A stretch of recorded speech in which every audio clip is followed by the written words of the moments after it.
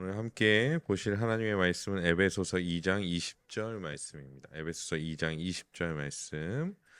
이번 주와 다음 주까지 같은 본문으로 말씀 전하도록 하겠습니다. 에베소서 2장 20절입니다. 우리 한 절의 말씀 한 목소리로 읽도록 하겠습니다. 시작. 너희는 사도들과 선지자들의 터 위에 세우심을 입은 자라. 그리스도 예수께서 친히 모퉁이 돌이 되셨느니라. 아멘. 오늘도 수요 은혜 예배 가운데 나오신 모든 성도님들을 주님의 이름으로 환영합니다. 신앙 고백서 강의 두 번째 시간으로 사실 지난주에는 조금 서론적인 얘기를 했고요. 오늘은 웨스트민스터 신앙 고백서의 내용을 조금 이제 시작해 보려고 합니다. 사실 내용이긴 한데요. 오늘 하는 것은 신앙 고백서의 또한 서론 내용이기도 합니다. 웨스트민스터 신앙 고백서나 대소요의 문답은 성경을 가장 앞에 언급하고 있습니다. 성경이 무엇인가, 우리가 성경을 어떻게 바라봐야 하는가를 이 대소요의 문답과 신앙 고백서는 가장 앞에 두고 있습니다. 사실 이것에 대하여 저는 처음에 의문을 좀 가졌어요. 왜냐하면 하나님, 예를 들어 대소요리 문답을 기준으로 한다면 하나님을 영화롭게 하고 그분을 영원토록 즐거워하는 내용이라면 하나님이 누구신지, 그리고 그분을 영화롭게 하는 것이 어떠한 것인지에 대해서 가장 먼저 언급해야 될 것 같은데, 이 신앙고백서와 대소요리 문답, 웨스트민스터 총회는 결국에 성경을 가장 앞에 두었다라는 것이죠. 그리고 서론적인 얘기를 성경으로 시작했다라는 것은 사실 이 성경이, 이 하나님의 말씀이 모든 것의 기준이 된다라는 것을 명확하게 보여주고 밝혀주고 있다라는 것입니다. 또한 웨스트민스터 신앙고백서와 소요리 대소요리 문답이 다른 것의 근거를 가지고 있지 않고 이 성경의 근거를 가지고 있다라는 것을 명확하게 드러내기 위하여 그러지 않았을까라는 생각을 해봅니다. 그래서 오늘과 다음 주까지 우리가 이 서론 부분에 해당되는 성경 내용에 대하여 함께 살펴보려고 합니다. 그러면 우리 시작하면서 신앙고백서 이제 1장 1항의 내용을 조금 길지만 함께 살펴보도록 하겠습니다. 좀 깁니다. 이 다음 페이지까지 있기 때문에 천천히 잘 읽으시면서 따라오시기 바랍니다. 함께 읽겠습니다. 시작. 본성의 빛 그리고 창조와 섭리의 사역들이 하나님의 선하심과 지혜와 능력을 인간이 핑계할 수 없을 정도로 분명하게 나타낸다고 하더라도 구원의 필수적인 지식, 곧 하나님과 그분의 뜻에 대한 지식을 전달하기에 충분하지는 않다. 그러므로 주님은 여러 시대에 그리고 다양한 방식으로 자신을 계시하시고 자신의 뜻을 교회에 선포하기를 기뻐하셨으며 그 이후에 육신의 부패 그리고 사탄과 세상의 악의에 맞서 진리를 보다 잘 보존하고 전파하기 위하여 그리고 교회를 더욱 굳게 세우고 안위하기 위하여 그것들을 전부 기록하게 하시기를 기뻐하셨다. 이와 같은 이유로 또한 하나님께서 자기 백성들에게 자신의 뜻을 계시하셨던 이전 방식들이 이제 중단되었기 때문에 성경은 지극히 필수적이다. 네. 어, 성 하나님 말씀은 아니기 때문에 아멘은 하셔도 되고요. 안 하셔도 됩니다. 왜 제가 이거를 조금 명확하게 구분하려고 하냐면요. 이 아무리 교리 내용이 명확하다고 할지라도 성경의 위치에 놓는 것은 굉장히 위험하기 때문이죠. 하지만 아멘 한다고 뭐 이단이 되거나 잘못된 것은 아닙니다. 왜냐하면 고백에 아멘 할 수 있기 때문이죠. 그러니까 아멘 하시더라도 그 인지를 가지고 아멘을 해 주셨으면 좋겠다. 그러니까 처음이니까 이런 얘기들을 이제 중간중간에 제가 해드리도록 하겠습니다. 하나님께서는 자신을 온 만물 자연에 계시하셨습니다. 우리가 지난주에도 살펴봤지만 자연을 보면서도 본래 인간은 충분히 하나님을 인지하고 생각할 수 있었다라는 것이죠. 지나가는 자연, 또 뭐 아담은 하와를 보면서, 하와는 아담을 보면서 하나님이 살아계시구나, 하나님이 지으셨구나, 만드셨구나, 신비하구나, 너무 귀하구나라는 것들을 알 수 있었다라는 것입니다. 하지만 죄로 말미암아 인간의 본성뿐 아니라 지성과 생각, 마음과 자연을 보는 모든 시선이 타락하게 됨으로 말미암아 더 이상 인간은 스스로 자연에서 하나님을 알 수 없게 되었다라는 것입니다. 아까도 살펴보았듯이 구원의 필수적인 지식 곧 하나님과 그분의 뜻에 대한 지식을 전달하기에 충분하지 않다. 그러니까 자연을 통하여 누군가 구원받기에는 부족하다라는 것을 말해주고 있다라는 것입니다. 우리가 타 종교를 따르는 자들을 보면 알 수 있습니다. 타 종교를 따르는 자들을 보면 그들은 각자의 신, 자신들의 신이 이 세상을 창조하였다라고 믿고 있습니다. 아니, 사람들에게 최소한의 종교성이 있기 때문에 혹여나 종교가 없는 사람이라 할지라도 불현듯 이런 생각을 충분히 할 수 있다라는 것이죠.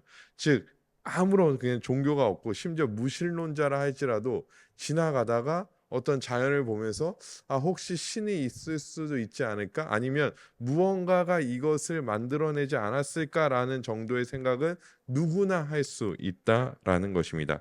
하지만 중요한 것은 그 창조주가 또 구원주가 하나님이라는 사실을 깨달을 수는 없다라고 신앙고백서에서는 말해주고 있다라는 것이죠. 즉 누군가 믿지 않는 사람이 우연히 지나가다가 자연을 보고 하나님을 믿어야겠다라고 생각할 수 없다라고 말씀하고 있는 것입니다.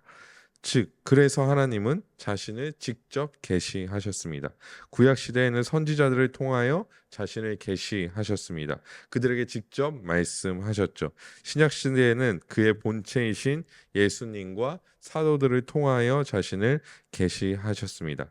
그리고 그 말씀을 기록된 하나님의 말씀인 이 표현이 굉장히 중요합니다.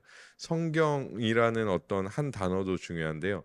이 성경을 풀어 해석하면 기록된 하나님의 말씀이라는 표현이 중요한데요. 기록된 하나님의 말씀인 성경으로 남겨 놓으셨습니다. 그래서 오늘 본문을 다시 보면 에베소서 2장 20절인데요. 다시 보면 너희는 사도들과 선지자들의 터 위에 세우심을 입은 자라. 그리스도 예수께서 친히 모퉁이 돌이 되셨느니라. 아멘. 물론 이 말씀에서 말하는 저 사도들과 선지자들의 터 위에 세우심을 입었다라는 것은 1차적으로 저 사도들과 선지자들의 터 위는 복음을 의미합니다. 복음. 즉 그 말씀은 무엇이냐면 사도들이 전하고 선지자들이 전한 내용이 무엇이냐? 그 내용들은 예수께서 하나님의 아들이신 것과 예수께서 그리스도 되신 그 사실을 의미하고 있는 것이죠. 즉 사도들과 선지자들의 터 위에 세우심을 다른 말로 바꾸면 복음 위에 세우심을 입은 자라라고 말씀하고 있는 것입니다. 하지만 우리가 아까 1항에서 살펴봤듯이 사도와 선지자들을 통하여 하나님께서 교회를 세우시고 말씀하셨다는 사실을 미루어 봤을 때 모든 하나님의 백성은 계시된 하나님의 말씀, 즉 말씀 위에 세우심을 입은 자라라고 말하고 있는 것이죠. 즉 사도 바울이 말하고 싶은 것은 무엇입니까? 너희가 다른 것 위에 있지 않다라는 것입니다. 너희가 구원받고 하나님의 백성이 되었을 때 다른 것 위에 있지 않고 이 성경 위에 하나님의 말씀 위에 너희가 세움을 입었다라고 명확하게 말씀하고 있는 것이죠. 성경은 인간의 말이 아닙니다. 그럼 우리 마음 가운데 이런 생각이 들 수 있습니다. 선지자들이 기록한 말씀은 직접 하나님이 계시하셨죠. 예레미야에게 엘리야에게 직접 계시하신 하나님의 말씀입니다. 사복음서, 마태복음에서 요한복음까지는 본체이신 예수 그리스도의 말씀이 적혀 있기 때문에 그것 또한 우리가 하나님의 말씀으로 받아들일 수 있습니다.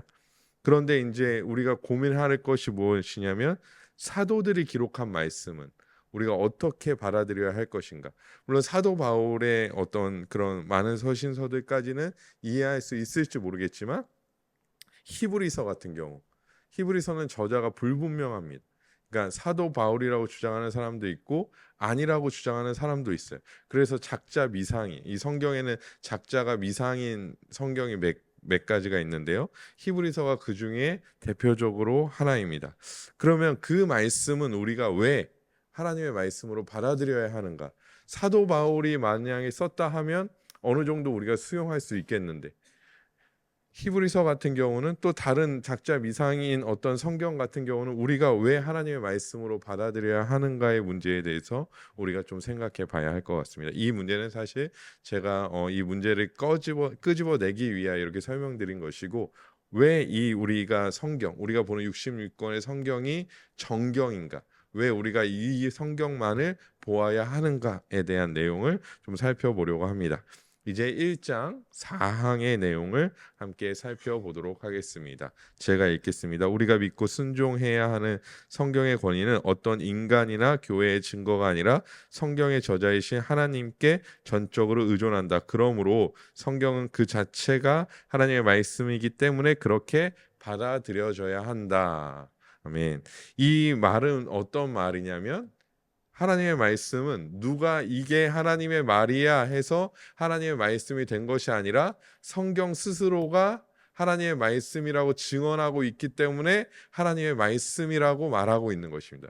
좀 아멘이라고 하셨으니까 안 헷갈리시나 보네요. 이게 조금 헷갈리실 수 있는데, 누가 권위 있는 자가, 아니 뭐 교회에서 권위 있는 자, 뭐 예전 로마 교회 같은 경우는 뭐 교황이 될 수 있겠죠.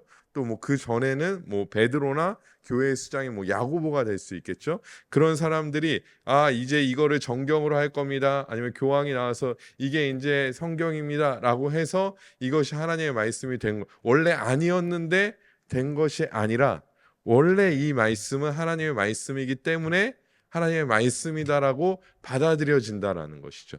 그 얘기를 먼저 해주고 있는 것입니다. 즉 누군가의 권위를 빌려서, 인간인 누군가의 권위를 빌려서 하나님의 말씀이라고 증거할 수 없다라는 말씀을 해주고 있는 것이죠. 만약에 누군가 그렇게 얘기해서 이 말씀이 이전에는 하나님의 말씀으로 인정받지 못했는데 누군가 이제는 이게 하나님의 말씀입니다 라고 해서 하나님의 말씀이 됐다면, 그 사람은 어떤 권위를 가지고 있는 거냐면 신적 권위를 가지고 있는 것이죠. 하지만 신적 권위는 오로지 삼위일체 하나님에게만 있기 때문에, 또한 이 하나님의 말씀에게만 있기 때문에 그 누구도 이 하나님의 말씀을 자기의 이름을 앞장 세워서 하나님의 말씀이라고 말할 수 없다라는 것입니다. 즉 성경은 스스로 성경이 하나님의 말씀이라고 증언하고 있는 것이죠. 그렇다고 해서 다른 증거가 없는 것은 아닙니다. 성경이 하나님의 말씀이 외적인 증거와 내적인 증거 두 가지가 있습니다. 제가 1장 5항을 정리를 좀 해봤는데요. 외적인 증거가 있습니다. 천상성, 교리의 효력, 문체의 장엄한, 모든 부분에서의 일체, 전체적인 의도, 인간 구원의 유일한 길에 대한 확실한 증거 제시 등이 외적 증거입니다. 먼저 외적 증거에 대해서 조금 살펴볼 텐데요. 이거를 다 제가 살펴볼 시간은 없을 것 같고 몇 가지만 좀 살펴보려고 합니다. 먼저 천상성이라는 것은 하늘에 속한 진리를 다루는가, 즉 66권 중에 뭐 예를 들어서 창세기가 혹은 뭐 히브리서가, 요한계시록이 하늘에 속한 진리를 다루고 있는가, 이것이 기준이 된다라는 것이죠. 만약에 하늘에 속한 진리를 다루지 않는다면 이것은 정경에 속할 수 없다라고 말하고 있는 것입니다. 우리가 주기도문이라고 불리는 말씀을 보면 하늘의 뜻이 땅에서도 이루어지다라는 말씀이 있습니다. 우리는 이 말씀을 보면 뭔가 굉장히 신비하고 우리가 알지 못하는 하나님의 일들이 우리의 삶 가운데, 이 땅 가운데 이루어진다라고 생각하는 경우들이 많이 있죠. 하지만 그렇지 않습니다. 이것은 하늘에 속한 진리인 하나님의 말씀이 우리에게 숨겨지지 않고 우리에게 전해졌고 우리에게 계시되었고, 이 말씀대로 이루어질 것이라는 예수님의 말씀을 해주고 있는 것이죠. 즉 이 성경이, 하나님의 말씀이 천상성을 가지고 있고 그 천상성을 가지고 있는 하나님의 말씀이 분명히 이 땅 가운데 우리에게 계시되어지고 실현될 것이라는 것을 우리에게 보여주고 있다라는 것입니다. 두 번째로 모든 부분의 일치에 대한 얘기를 좀 해야 될 것 같은데요. 모든 부분의 일치란 창세기에 나타난 말씀과 요한계시록, 그러니까 창세기는 처음이죠. 처음에 나타난 말씀과 요한계시록에 나타난 말씀이 다르지 않다. 모든 부분에서, 모든 진리의 내용에서 일치하는가, 일치한다라고 말씀해 주고 있다라는 것입니다. 성경 66권 중 어느 곳에서도 다른 진리를 드러내지 않고 있습니다. 만약 다른 진리를 드러낸다면 그것은 성경이 아니라 인간의 잘못된 의도이며 실제로 바리새인들은 장로들의 전통을 하나님의 말씀의 권위까지 끌어올리려고 했었죠. 그래서 우리가 사복음서를 읽다 보면 장로들의 전통이라는 구절들이 많이 나오는데요.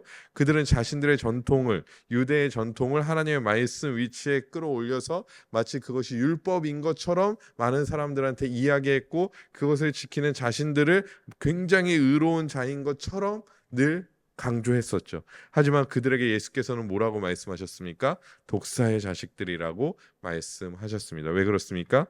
그들이 자신들의 전통을, 장로들의 전통을 하나님의 말씀의 권위 위에 끌어올려서 사용했기 때문이라는 것이죠. 어디에도 다른 어떤 증거는, 다른 진리는 없다라는 것입니다. 성경 66권은 매우 동일한, 창세기부터 계시록까지 매우 동일한, 아주 동일한 부분에서 일치성을 보여주고 있다라는 것입니다.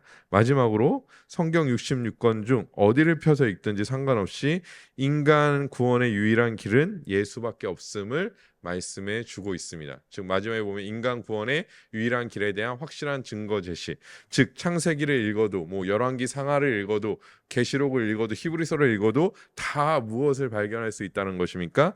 인간의 구원의 길은 오직 예수밖에 없음을 성경이 증언해주고 있다라는 것입니다. 즉 이것을 증언하지 않는 성경은 하나님의 말씀이다라고 조금 어폐가 있는데요. 이것을 말하지 않는 어떤 문서는 하나님의 말씀으로 인정받지 못한다라는 것입니다. 즉 그 말씀은 그 말은 절대 하나님의 말씀이 될 수 없다라는 것이죠. 즉 우리가 가지고 있는 성경 66권, 즉 정경은 이런 외적 증거를 모두 다 소유하고 있다라는 것입니다. 그래서 우리가 성경을 읽을 때 사실 술술 읽히는 부분들이 있죠. 재미있게 읽는 성경들이 있죠. 사실 이제 편식하면 안 되는데, 저도 이제 설교한 것들을 쭉 보면 서신서가 엄청 많더라고요. 바울의 서신서가 엄청 많고 구약은 좀 빈약하고요. 이게 약간 또 약하다는 증거긴 한데 서신서가 좀 많더라고요. 확실히. 하지만 우리는 그 모든 성경 안에 이런 천상성, 교리의 효력, 문체 장엄한 이 모든 것들이 담겨 있다라는 것을 믿고 이 성경을 대해야 한다라는 것입니다. 뿐만 아니라 내적 증거로 성령의 사역이 있습니다. 즉 하나님의 말씀을 통해 한 사람이 복음을 경험하고 변화되고 예수님을 구주로 영접하며 하나님을 창조주로 인정하고 이 성경을 하나님의 말씀으로 받아들이는 성경의 역사, 즉 성령의 사역이 우리 가운데 일어난다라는 것이죠. 즉 이 하나님의 말씀을 읽을 때 모든 신자는 이런 변화를 경험하게 된다라는 것입니다. 이것이 성령의 사역이 이 성경 안에 담겨져 있기 때문에 이 모든 것이 가능하다라고 말씀해 주고 있는 것이죠. 우리가 성경을 하나님의 살아있는 말씀으로 인정하며 받아들이며 이 말씀 안에서 참된 삼위 하나님을 발견하고 그것이 우리의 결단이나 의지나 어떤 노력이 아니라 철저하게 성령의 역사로 인정한다면 우리는 하나님의 놀라운 은혜와 사랑을 힘입은 자로서 우리 안에 계신 성령을 의지하는 자로서 참된 그리스도인이라고 확신할 수 있게 된다라는 것입니다. 이런 경험이 우리 안에 모두 다 있고 이런 경험이 우리 안에 모든 그리스도인들, 즉 비가시적 교회에 있는 모든 성도들에게 이런 모든 경험이 주어지기 때문에 이것이 뭐예요? 내적 증거, 즉 성령의 사역이라고 볼 수 있다라는 것입니다. 왜냐하면 복음은 사람을 변화시키기 때문입니다. 복음은 보이지 않는 하나님을 하나님으로 인정할 수 있게 해주기 때문입니다. 복음은, 하나님의 말씀은 이 하나님의 말씀, 누가 그냥 지나가는 사람이 보기에는 그저 책으로만 보이는 이 말씀을 하나님의 말씀으로 귀한 것으로 여길 수 있게 해주기 때문이죠. 이것이 무엇입니까? 성령의 역사이며 이 내적 증거로 우리가 알 수 있다라는 것입니다. 우리 디모데후서 3장 16절을 읽어보도록 하겠습니다. 영어는 안 읽으셔도 되고요. 함께 읽겠습니다. 시작. 모든 성경은 하나님의 감동으로 된 것으로 교훈과 책망과 바르게 함과 의로 교육하기에 유익하니. 아멘. 모든 성경이 하나님의 감동으로 된 할 때 제가 이제 가로쳐 놓고 제가 이제 발음이 좀 좋진 않지만 God blessed라고 이제 써놨습니다. 근데 이제 저 bless라는 게 bless가 이제 호흡이잖아요. 호흡이 뒤에 ed가 붙어서 호흡을 불어 넣어 준이죠. 이 말 자체가 어디에 쓰였냐면 하나님께서 인간을 창조하시고 호흡을 불어 넣어 주실 때 동일한 단어가 이제 사용되었는데요. 하나님 모든 성경이 하나님의 감동으로 된 것으로 할 때는 하나님께서 이 성경에 입김을 불어 넣으셨다. 라는 의미가 되는 것이죠. 즉 성령이 이 성경에 역사하셨고 그래서 하나님의 말씀이 되었고 이 하나님의 말씀을 통해서 우리는 성령의 역사를 경험할 수 있다. 즉 하나님께서 말씀에 자신의 숨결을 불어 넣으셨기 때문에 하나님의 말씀이다라고 볼 수 있다라는 것이죠. 그래서 이 말씀은 언제나 하나님의 말씀입니다. 여기서 이제 질문 하나 또 드리겠습니다. 제가 지난주 질문을 너무 많이 해서 이제 약간 이제 오늘 첫 질문 드리도록 하겠습니다. 그러면 우리가 이렇게 성경에 대해서 이게 성경이구나라는 알았습니다. 조금 다른 질문인데요. 여러분 우리 성도님들 예수님을 우리가 따른다라고 얘기합니다. 그런 말을 많이 합니다. 우리가 예수님을 따라야지. 우리 예수님 따라가는 자들이지라는 얘기를 많이 합니다. 그럼 예수님을 따른다는 것은 무엇일까요? 예수님을 어떻게 해야 예수님을 따르는 것일까요? 아마 이 질문에 있어서 모든 분들의 대답이 아마 다를 수도 있을 거라고 생각되어집니다. 제가 왜 이런 말씀을 드리냐면 여기서 다시 한번 강조드리지만 지금껏 우리의 신앙이 매우 불분명했습니다. 즉 성경은 우리에게 명확하게 말씀해주고 있는데 우리는 굉장히 불분명하게 그 모든 것들을 받아들이고 있었다라는 것이죠. 그런데 이것에 대해서 명확하게 제시했을 때 누군가는 성경을 그렇게 제안해야겠어라고 얘기할 수 있습니다. 즉 예수님을 따른다는 것에 대해서 제가 오늘 본문에 대해서 이렇게 얘기하면 어떻게 그것만이 예수님을 따르는 것이야 라고 저한테 반문할 수 있습니다. 물론 그럴 수 있습니다. 제가 생각하는 것보다 제가 해석한 것보다 제가 교리를 통해 안 것보다 훨씬 더 광범위한 범주 안에서 예수님을 따른다라는 것에 대한 정의를 찾을 수는 있겠죠. 근데 제가 말씀드리고자 하는 것은 불명확하게 그냥 각자 알고 있었던 것, 그 각자 주관적으로 알고 있기 전에 가장 객관적인 하나님의 말씀이 있기 때문에 이 객관적인 하나님의 말씀 무엇으로 그것을 얘기하고 있는 것인가를 우리가 명확하게 알고 주관성을 펼쳐야지 이런 거 없이 그냥 내가 느낀 대로 내가 생각한 대로 내가 판단한 대로 하나님에 대해서 예수님을 따른다는 것에 대해서 어떤 신앙에 대해서 얘기한다면 그것은 굉장히 진리를 침해하거나 공격하거나 잘못 알고 있거나 우리의 삶을 변화시키지 못할 수 있기 때문이라는 것이죠. 다시 아까 질문으로 돌아가세요. 그럼 예수님을 따른다는 건 무엇일까요? 대부분 이런 불명확한 것들이 어떤 결론을 가져오냐면 구호로 끝내요. 우리 예수님 따릅시다. 전도합시다. 합시다. 이런 구호로 끝나는 경우들이 교회 곳곳에 너무 많다라는 것입니다. 예수님을 따른다는 것도 마찬가지죠. 누구나 예수님을 따르겠다라고 얘기합니다. 누군가는 그것을 단순히 육체적 고난이라고 생각했습니다. 그래서 어떤 사람들은 무릎으로 예수님을 따라야 되니까 그 고난을 받아야 되니까 무릎으로 계단을 오르기도 했습니다. 저는 힘들어서 못할 것 같은데 저는 그렇게 해야 된다면 예수님을 따르는 걸 좀 보류해 보겠습니다. 얘기할 것 같습니다. 예. 혹은 실제로 스스로 십자가에 못 박히는 일들도 심심치 않게 발견되기 때문입니다. 누군가는 예수님을 따르는 것은 구별되지 않은 선교라고 얘기합니다. 그래서 잘못된 신학 사상을 가지고 있는 단체는 초등학생밖에 되지 않은 아이들을 핍박이 아주 극심한 이슬람 지역에 보내서 선교하게 만듭니다. 예를 들어서 이란이나 이런 나라에 가서 너희들은 사탄에 빠져 있고 다행인 거는 영어나 그 나라 말로 하지 않고 한국말로 해서 그 사람들이 못 알아들어서 다행이지 초등학교밖에 안 된 아이가 그 극심한 이슬람 지역 중심에 가서 그런 얘기를 막 하는 거예요. 예수님 믿어야 돼. 우상들이 떠나가라. 이런 얘기를 한다는 거죠. 이게 성교학적으로 어떤 뭐 영향력과 의미를 가지고 있는지 모르겠지만 사실 그런 것을 통해서 나는 예수님을 따르고 있어라고 믿게 만든다라는 것이죠. 하지만 예수님을 따른다는 것은 자신의 의를 드러내고 자신 스스로를 만들어내는 것이 절대 아니라는 것입니다. 예수님을 따른다는 것은 예수께서 하나님의 말씀에 철저히 순종하여 이 땅 가운데 사시고 또 철저히 순종하여 죽으시고 철저히 순종하여 부활하셨던 것처럼 예수님을 따른다는 것은 아주 간단하게 하나님의 말씀을 따른다는 것과 다르지 않다라는 것입니다. 제가 왜 예수님을 따른다는 얘기를 갑자기 꺼냈냐면 우리 또한 예수님을 따르는 자들이라면 이 하나님의 말씀이라고 정확하게 우리가 인지하고 정확하게 믿고 있는 이 하나님의 말씀을 따라야 하기 때문이라는 것입니다.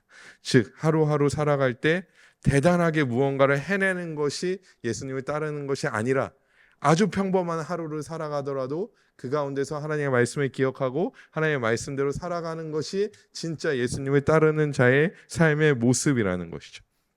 무릎으로 계단을 오르고 고난받는 삶보다 하루의 평범한 삶에서 하나님의 말씀대로 살아가는 삶이 예수님을 따르는 삶입니다. 제가 지난주에 우리 청년 예배 때 잠깐 얘기했는데요. 저는 동성애 반대합니다. 네. 찬성하시는 분 있으신가요? 네. 그러면 좀 곤란해지는데 저는 동성애를 반대합니다. 사실 제가 또 하나의 말씀이기 때문에 1차적으로 반대하고요. 저는 이제 선천적으로라는 표현이 좀 그렇지만 잘 그런 걸 못 봅니다. 뭘 못 보냐면 남자가 여장한 거. 네. 남자가 여장하고 막 TV에 나오고 이런 걸 제가 좋아하는 프로그램이 있었는데요. 예전에 그 TV 프로그램의 멤버들이 막 여장하고 나와서 김장하고 막 이러더라고요. 그래서 제가 그 프로그램을 빠짐없이 챙겨봤었는데 예전에 그 프로그램이 그런 특집을 할 때는 저는 아예 보지도 않았습니다. 왜냐하면 제가 그거를 조금 받아들이기가 힘들더라고요. 아무튼 저는 동성애를 반대합니다. 근데 간혹 가다가 동성애가 교회 안에 들어오면 교회가 망할 것처럼 얘기하시는 분들이 많이 있습니다. 목사님들이 잡혀가고 동성애가 죄입니다. 동성애 반대합니다. 동성애 잘못됐습니다. 제가 얘기했잖아요. 그러면 이제 갑자기 저 문을 열고 삐뽀삐뽀 하고 이제 잡혀가는 거죠. 네. 이렇게 잡혀가고 교회가 문을 닫고 막 이런 위협에 대해서 사람들이 많이 얘기를 하죠. 그래서 막 반대 시위도 하고요. 얘기도 합니다. 제가 반대 시위하는 것에 대해서 잘못됐다고 얘기하고 싶지는 않습니다. 그런데 저는 그게 그렇게 심각한 문제는 아니라고 생각합니다. 왜냐하면 잡혀가면 되니까 그렇게 심각한 문제가 아니라고 생각합니다. 제가 동성애가 죄입니다 해서 저 잡혀가요. 잡혀가면 그냥 가면 되는 거잖아요. 그죠? 네. 가면 제가 잡혀가기 전에 담임 목사님 먼저 잡혀가실 거고 제가 잡혀갈 거고 제가 잡혀가면 우리 성도님들 이렇게 담임 목사님과 제가 잡혀가면 성도님들 가만히 있지 않으실 거니까 나도 잡아가라 그러면서 이제 다 같이 이제 가겠죠. 장가 동안 교회가 문을 닫을 수도 있을 수도 있습니다. 근데 그게 너무 두려워서 너무 걱정돼서 진짜 교회가 망할까봐 막 반대하고 저는 그것에 대하여 너무 그렇게 생각할 필요가 없다라는 거예요. 왜냐하면 우리는 어제든 오늘이든 내일이든 혹 미래에 실제로 우리한테 그런 일이 생겨난다 할지라도 주의 말씀을 하루하루 묵묵히 따라 살아가는 자들이기 때문에 그냥 그렇게 살면 되는 거지. 너무 겁먹고 움츠려들고 마치 교회가 막 곧 동성애자들에게 망할 것처럼 막 얘기하는 것 자체가 너무 이런 표현이 강단에서 합당한지 모르겠지만 너무 쫄보 같은 느낌이라는 것이. 물론 반대해야 됩니다. 죄라고 얘기해야 됩니다. 제가 이렇게 말씀드리는 이유는 무엇이냐면 중요한 것은 우리가 무언가 그것에 대한 결과로 우리가 무엇을 받아들이는가가 중요한 것이 아니라 우리가 하루하루 하나님의 말씀대로 살아가는 것이 훨씬 더 중요하다라는 하기 때문입니다. 우리의 사명은 다른 곳에 있지 않습니다. 그래서 솔리 데오 글로리아, 오직 하나님께 영광. 이것은 종교개혁 당시 5 솔라 중에 하나였고, 이것을 다른 말로 바꿔 솔리 데오 글로리아, 하나님께 영광을 다른 말로 바꿔 말하면 직업 소명이라고 말합니다. 직업 소명. 즉 우리를 보내신 곳, 우리가 하루 동안 열심히 일한 곳, 우리가 하루 동안 열심히 아이들을 양육하고 케어했던 그 가정, 혹은 또 어떤 부분에서 하나님께 영광 돌리는 하나님의 말씀대로 살아간다면 그것이 우리가 소명을 다한 일이고, 우리의 소명의 자리가 바로, 우리를 부르신 자리가 바로 그곳이라는 말씀을 해주고 있는 것이죠. 그래서 예수님을 따르는 것은 대단한 곳에서 이루어지는 것이 아니라 우리의 삶에서 이루어진다는 사실을 기억해야 한다라는 것입니다. 거기서 가장 중요한 것은 무엇이냐면 이 말씀을 하나님의 말씀으로 인정해야 이 뒤에 모든 것들이 이루어진다라는 것이죠. 이 말씀을 하나님의 말씀으로 인정하지 않는다면 내가 원하는 대로만 골라서 그 일을 행하기 때문에 온전하게 하나님의 뜻대로 살아갈 수 없기 때문이라는 것입니다. 저는 사실 사역의 스펙트럼이 좀 좁은 편입니다. 왜냐하면 저는 지금껏 제가 이제 23살에 교육전도사를 시작했는데요. 예, 지금껏 이제 청소년과 청년 사역만 해봤습니다. 어린이 사역, 이제 유치부 사역 한 2년 그냥 불경건하게 들으셔도 될 것 같은데, 곁다리로 이제 원래 그 교회에서 그 청소년부 맡기로 하고 갔는데 갑자기 면접 보는데 목사님이 유치부도 그냥 가서 해 이래가지고, 근데 이제 목사님 말씀하시니까 네 해야죠. 그래서 이제 사역을 했었는데 거의 청소년 사역만 계속 거의 20년 가까이 해왔습니다. 근데 제가 늘 좀 그런 사역을 하면서 제일 마음에 좀 안 들었던 거 혹은 걸렸던 게 뭐냐면, 많은 청소년들과 청년들에게 많은 사람들이 꿈꾸는 자가 되라라는 얘기를 많이 합니다. 꿈꾸는 사람이 되라는 말을 많이 하죠. 요셉 이야기를 하면서 꿈꾸는 사람이 결국에는 총리 자리에도 올라간다라고 얘기합니다. 근데 저는 그 말에 반대합니다. 그 말에 반대합니다. 오히려 저는 꿈꾸지 말라고, 나는 꿈이 없는 사람이라고 얘기합니다. 뭐 이게 시간이 될지 모르겠지만 제가 청년 사역을 어떻게 시작했냐면, 저는 사실 청소년 사역 전문가라고 나를 혼자 생각하고 있었습니다. 왜냐하면 거의 10년 가까이 청소년 사역을 했기 때문이죠. 그런데 어느 날 교회에 이제 회의 시간에 앉아 있었는데 교회 청년 사역자가 안 구해지는 거예요. 회의 때 앉아 있었는데 갑자기 그때 이제 강도사였는데, 오강도사 청년부 할래? 네? 그래서 그래서 청년부 해. 이 담임 목사님, 그때 당시 담임 목사님, 청년부 해. 그래서 네 이러고 그냥 청년 사역을 시작했습니다. 저는 그 전주까지만 해도, 전날까지만 해도 청소년 사역자를 꿈꾸던 사람이었거든요, 제 머릿속으로. 근데 지금껏 청년 사역을 계속하고 있습니다. 지금껏 청년 사역을 계속하고 있습니다. 제가 꿈꾼 대로 됐나요? 되지 않았죠. 제가 계획한 대로 됐나요? 되지 않았죠. 하지만 많은 사람들이 다음 세대 아이들에게, 청년들에게 꿈꾸는 사람이 되어야 한다라고 말합니다. 그 꿈을 강요하면 그 아이는 억지로 자기 꿈을 만들어냅니다. 그리고 그 꿈에 매몰되게 되죠. 그 꿈을 이루면 의기양양하게 교만한 자가 됩니다. 꿈을 이루지 못한 사람들을 바라보면서, 자 봐라, 나는 꿈을 이뤘지, 그러니까 나를 더 하나님이 사랑하셔 라고 말하는 교만한 자가 된다라는 것입니다. 반대로 꿈을 이루지 못하면 실패자로 20대를 시작하게 됩니다. 꿈을 꾸면 요셉처럼 총리가 될까요? 요셉이 꿈을 꾸었기 때문에 총리가 됐을까요? 저는 이것을 늘 말하지만 요셉에 대한 모독이라고 생각합니다. 요셉은 꿈을 꿔서 총리가 된 것이 아닙니다. 하나님의 말씀을 믿었고 하나님의 말씀을 의지했기 때문에, 이 하나님의 말씀이 진짜라고 믿었기 때문에 그렇다고 총리가 된 건 아니고, 하나님의 말씀을 그냥 매일의 삶 가운데 하나님의 말씀을 순종했기 때문에 하나님께서 그 길을 인도해 주신 것이죠. 오히려 꿈꾸는 자는 누구였을까요? 사울 왕이었습니다. 꿈만 의지했던 자, 꼭 꿈을 이루고자 했던 자가 누구였을까요? 사울 왕이었다는 거예요. 그는 전쟁에 이기고 유명한 왕, 뛰어난 왕이 되고 싶어 했습니다. 그래서 어떻게 했죠? 전쟁에 나가기 전 제사장이 와서 제사를 지내야 하는데 사무엘이 오기도 전에 자기가 성공한 왕이 되고 싶어서 자기가 꾸고 있는 꿈을 이루고 싶어서 자기 스스로 그냥 제사를 드려 버리죠.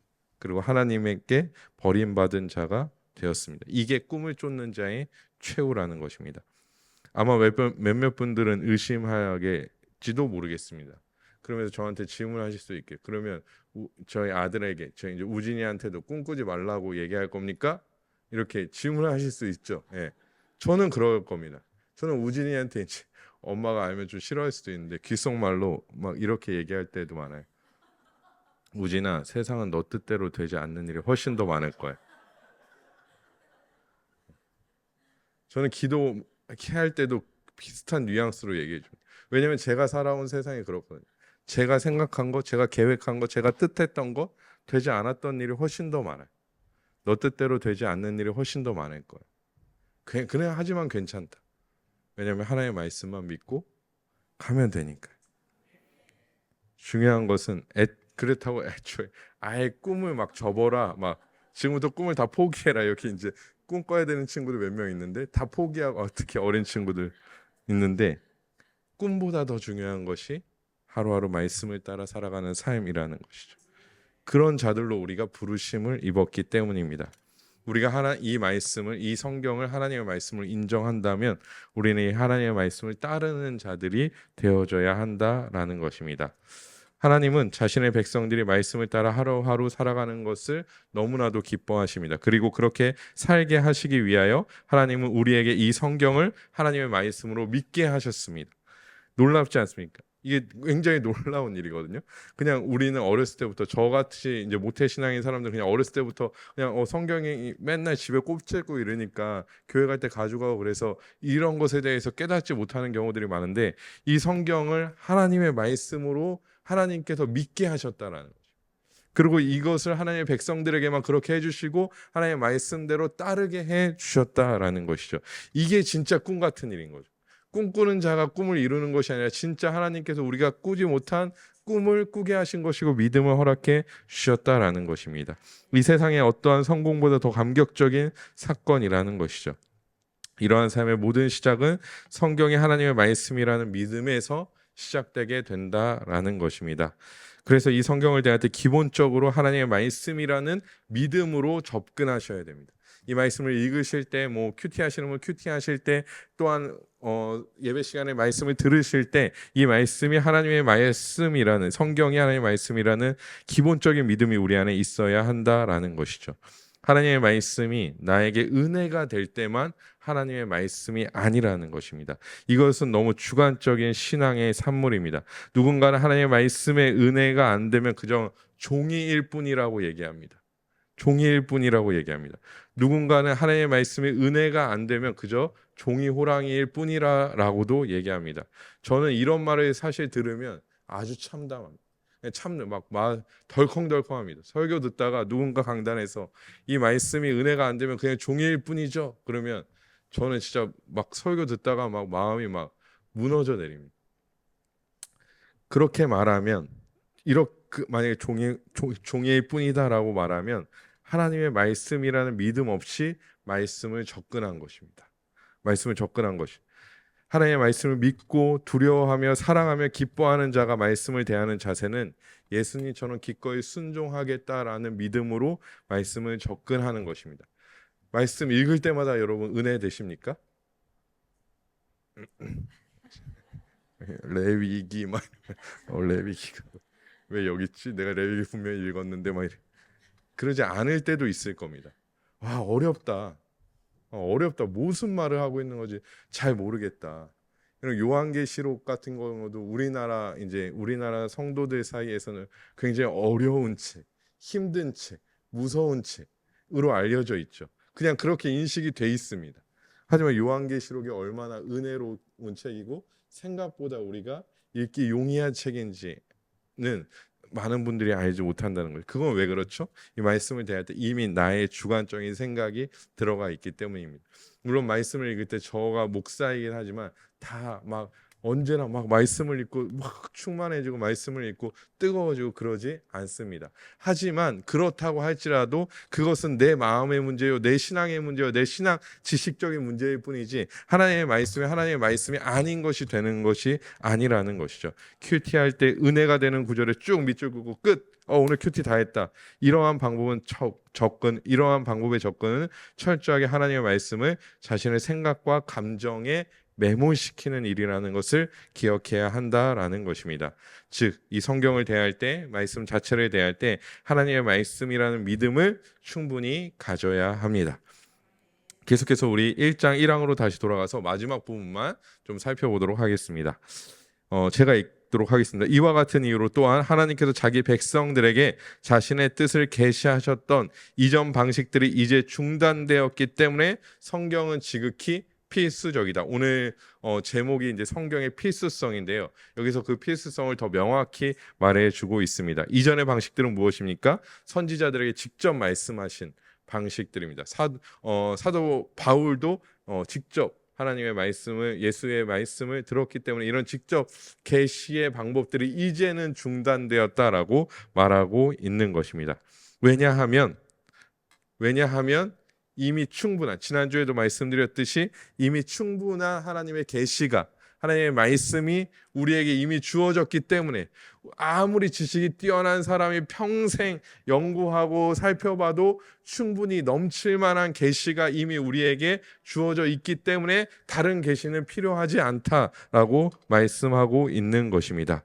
그래서 성경은 필수적이라는 것이죠. 왜냐하면 다른 계시가 이제 중단되었기 때문에, 다른 계시가 이제 없기 때문에, 직접 계시는 없기 때문에 성경은 신앙생활하는 데 있어서 절대 없어서는 안 될 일이라는 것이죠. 그래서 선교사님들이 선교 나가셔서 가장 먼저 하시는 일이 무엇입니까? 성경을 번역하는 일들이었죠. 지금은 상당히 많은 언어로 번역되어져 있긴 하지만 지금도 선교사님들이 나갔을 때 가장 먼저 체크하는 것 중에 하나가 무엇이냐면 성경이 존재하는가, 혹은 성경은 존재하는데 이 사람들의 문맹률이 높아서 성경을 읽지 못할 때는 이 사람들의 어떤 언어적인 측면을 또 막 교육시켜서 성경을 읽게 하십니다. 왜냐하면 다른 계시가 없기 때문이라는 것을 알고 있기 때문이죠. 그러면 하나님의 백성이 하나님의 뜻대로 말씀대로 예수님을 따라 살아가기 위해서 성경은 필수적이고 없어서는 안 된다는 것을 우리는 분명히 믿어야 한다라는 것입니다. 우리가 하나님의 뜻대로 행동한다라고 말하고 그것이 외적으로 보기에 아무리 좋은 것처럼 보이고 선한 것처럼 보여도 그것이 이 계시된 말씀과 다르다면 그것은 선한 것이 아니라 악한 것이 된다라는 것도 우리는 믿어야 한다라는 것입니다. 하지만 안타깝게도 자신의 뜻을 하나님의 뜻인 것처럼 떠드는 사람들이 너무나 많이 있다라는 것입니다. 우리 안타깝게도 너무나 종종 거기 가니까 그냥 용하더라. 뭐가 용한 거예요? 막 거기 가니까 막 말씀을 막 해줘. 막 하나님의 말 머리에 손 얹고 기도했더니 막 얘기해 준다는 거야, 하나님의 말씀을. 그런 것들이 우리 주변에 심심치 않게 있다라는 거예요. 특별히 아마 여러분들 들어보셨을지 모르겠지만 신사도 운동이라는 것을 들어보셨을 겁니다. 말 그대로 새로운 사도가 존재한다라는 것입니다. 하나님이 직통으로 그 사람들에게 지금 이 시대에도 예언해 주시고 말씀해 주신다라는 것입니다. 그들은 그것을 회개와 하나님을 향한 열심 그리고 순종으로 아주 잘 포장합니다.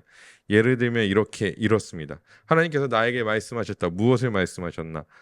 우리가 지은 죄악이 너무 커서 회개하지 않으면 9월에 큰 환란이 올 것이다. 그럼 그 환란은 무엇이냐? 자연재해다. 그러면 그 자연재해는 무엇이냐? 태풍이다. 9월, 10월에 태풍 오는 거는 중학교, 고등학교 과학 시간에 열심히 들으면 누구나 할 수 있는 얘기입니다. 그러면 이런 일이 발생하죠. 태풍이 진짜 옵니다. 그래서 나라가 막 어수선해지죠. 몇 해 전에도 막 그랬었죠. 막 작년인가요? 몇 해 전에 막 물난리 나고 막 난리 났었죠. 그러면 이 사람들 뭐라고 얘기하냐면 봐라. 내가 말하지 않았냐?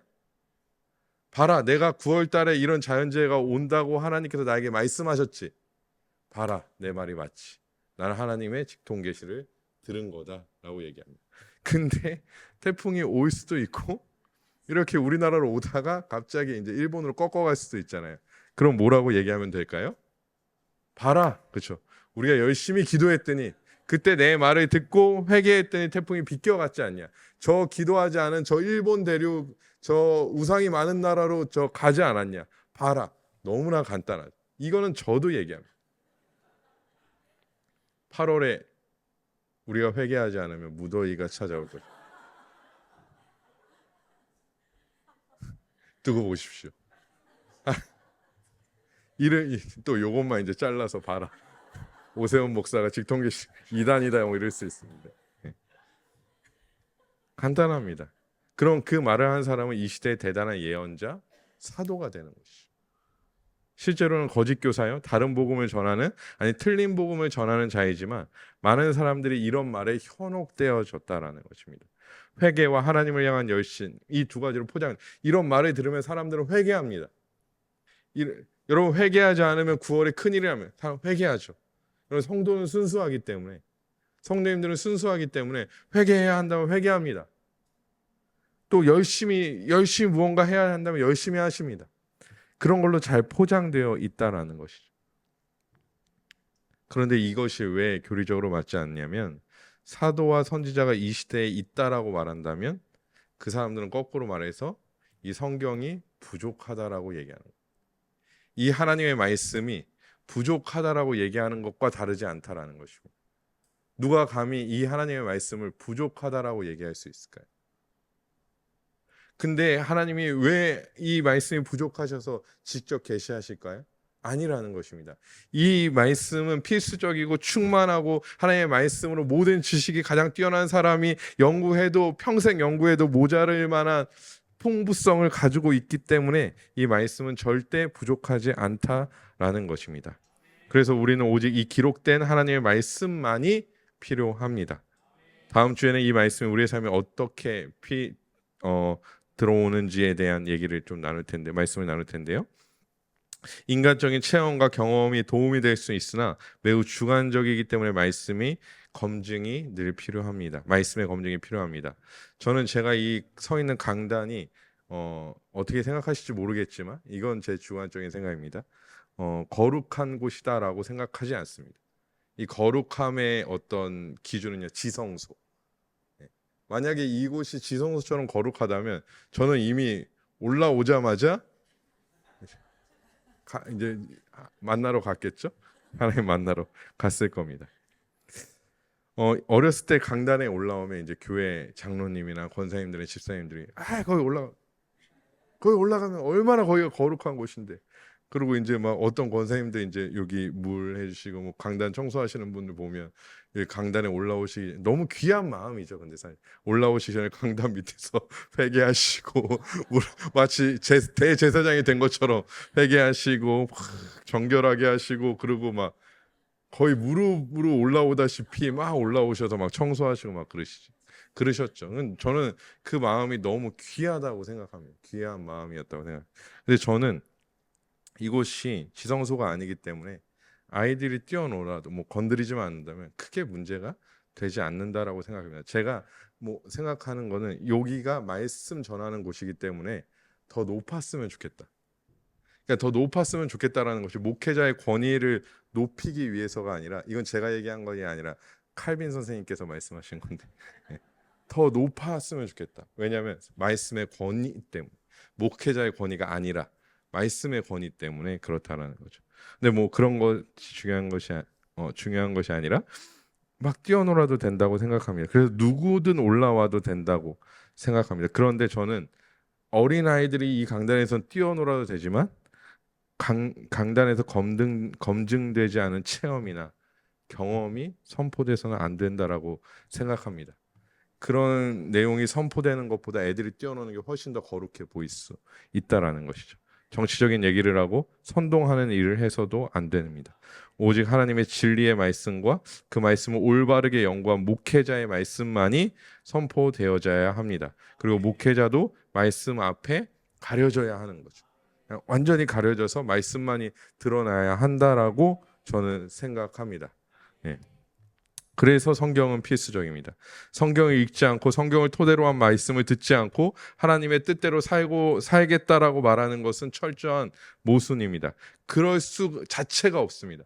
말씀을 읽지 않고 말씀을 사랑하지 않고 말씀을 가까이 하지 않고 내가 하나님의 뜻대로 살겠다?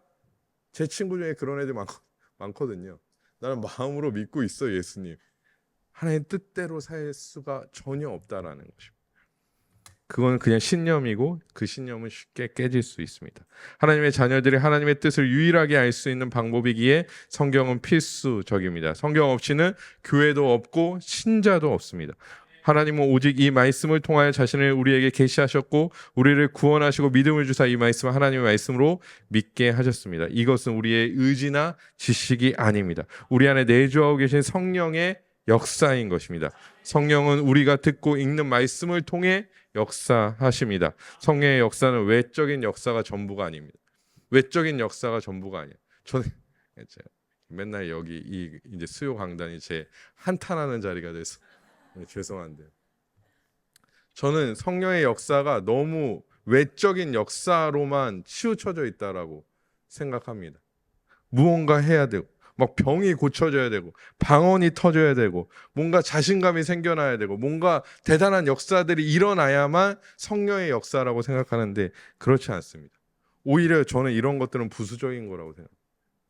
진짜 성령의 역사는 하나님의 말씀을 들을 때 회개하고자 하는 마음이 일어나고 회개하고 그래서 오늘과는 다른 내일을 살아가는 것이 진짜 성령의 역사지. 아무리 여기서 방언하고 아무리 병 고쳐고 하나님의 뜻대로 살지 못한다면 그것은 절대 성령의 역사가 아니에요. 귀신도 이런 일을 할 수 있기 때문입니다. 귀신도 이런 일들은 충분히 할 수 있기 때문입니다. 성령의 역사는 그래서 저는 또 이 교리는 성령의 역사는 말씀의 역사라고 말하고 있습니다. 우리의 삶이 바뀌고 그 뜻을 알게 됩니다. 제가 자주 하는 말이 있는데요. 성령의 사람은 불꽃처럼 확 타올랐다가 불꽃놀이하는 불꽃처럼 확 타올랐다가 사라지는 사람들이 아닙니다. 계속 은은한 불처럼 그냥 따뜻한 그 아랫목이라 그러나요? 네, 아랫목을 대표주는 그 따뜻한 불처럼 늘 그냥 그 자리에 있는 사람들이 진짜 성령의 사람이라는 것입니다. 우리의 외적 뜨거움에 도취되지 마십시오. 오직 말씀이 나를 변화시키길 소망하십시오. 말씀이 죄를 깨닫게 하실 것을 기대하십시오. 말씀이 회개케 하실 것이며 말씀이 우리로 하여금 올바른 길로 우리를 가게 하실 것입니다. 여기에 방언이나 화려한 은사들이 필요할까요? 물론 은사를 사모해야 합니다.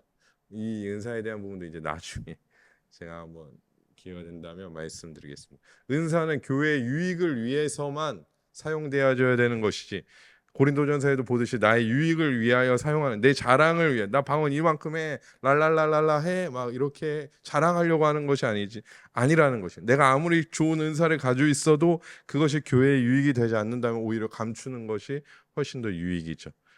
여기에 방언이나 화려한 은사들이 필요합니까? 아니라는 것입니다. 오직 성령의 역사만이 필요합니다. 말씀은 이 성경은 유일하게 필수성을 가지고 있죠. 그러면 누군가 제 이런 말에 그러면 은사를 사모하지 말라는 것이냐? 방언이 중요하지 않다라는 것이냐? 다른 것들이 중요하지 않다. 아니요, 중요할 수 있죠. 필요할 수 있죠. 그런 것들을 한다고 해서 뭐 굉장히 잘못된 게 이분법적으로 생각하셔. 잘못된 게 아니죠. 하지만 필수적인 것도 아니라는 거죠. 필수적인 것도 아니라는 거죠. 오로지 필수적인 것을 하나 꼽으라 한다면 교회에서 성경밖에 없다라는 것입니다. 우리 갈라디아서 5장 16절 말씀 읽도록 하겠습니다. 읽겠습니다. 시작. 내가 이르노니 너희는 성령을 따라 행하라. 그리하면 육체의 욕심을 이루지 아니하리라. 아멘. 무엇을 따라 행하라고 말씀하고 있습니까? 성령을 따라 행하라고 말씀하고 있습니다. 그러면 지금까지 들은 이 말씀을 토대로 이 성령을 조금 다른 말로 바꾸면 무엇입니까? 너희가 말씀을 따라 행하라. 성경을 따라 행하라. 그리하면 육체의 욕심을 이루지 않을 것이다라고 말씀해주고 있다라는 것입니다. 하나님의 이 말씀인 성경은 성령의 역사를 통하여 우리 마음 가운데 심겨져서 우리를 가장 올바른 길로 끊임없이 인도해 주실 것입니다. 하나님의 백성들이 엇나갈 수 있습니다. 죄 지을 수 있습니다. 하지만 하나님께서는 이 말씀을 통하여 우리에게 역사하시어 우리를 가만 내버려 두시지 않고 회개의 자리로 성령을 따라 행할 수 있도록 인도해 주실 것입니다. 여러분, 하나님의 말씀을 따라 행하는데 육체의 욕심을 이룰 수 있을까요? 하나님의 말씀을 따라 행하는데 우리의 기쁨이나 우리의 소망을 쫓아 행할 수 있을까요? 절대 그럴 수 없다라는 것입니다. 성령을 따라 행하는 것은 말씀을 따라 성경을 따라 행하는 것인 줄 믿습니다. 하나님의 말씀은 명확합니다. 제가 너무 많이 들었네요. 하나님의 말씀은 명확합니다. 흐리멍텅하지 않습니다. 흐리지 않아요. 말씀 세상 내가 이런 고민이 있는데 이건 이제 다음 주에 할 거니까요. 예고편으로 생각해 주시고 내가 이런 고민이 있는데 성경에는 없네? 아닙니다. 말씀은 명확합니다. 성경은 명확합니다. 우리의 지식과 지혜의 부족함 때문이지 성경은 명확하게 우리의 가야 할 길을 알려주고 있습니다. 그러기에 성경이 명확하게 우리가 가야 할 길도 명확하다라는 것입니다. 우리가 가는 길에 성경은 필수적입니다. 마지막으로 우리가 잘 아는 말씀 시편 119편 105절 읽고 말씀 마치도록 하겠습니다. 시작. 주의 말씀은 내 발의 등이요 내 길의 빛이니이다. 아멘. 아무쪼록 우리 사랑하는 모든 성도님들이 신앙생활을 할 때 다른 것을 모두 다 잃는다 할지라도 이 성경 말씀만은 붙들고 이 성경 말씀이 내 발의 등이 되고 내 길의 빛이 된다는 사실을 믿으시고 삶의 기준으로 삼으시고 오류가 없음을 믿으시고 나아가는 모든 성도님들 되시길, 또한 말씀을 따라 행함으로 말미암아 육체의 욕심을 이루시지 않는, 또한 사도와 선지자들의 터 위에, 이 말씀의 터 위에 우리가 서 있으니 흔들리지 않고 견고한 믿음으로 살아가시는 모든 성도님들 되시기를 주님의 이름으로 간절히 소망합니다.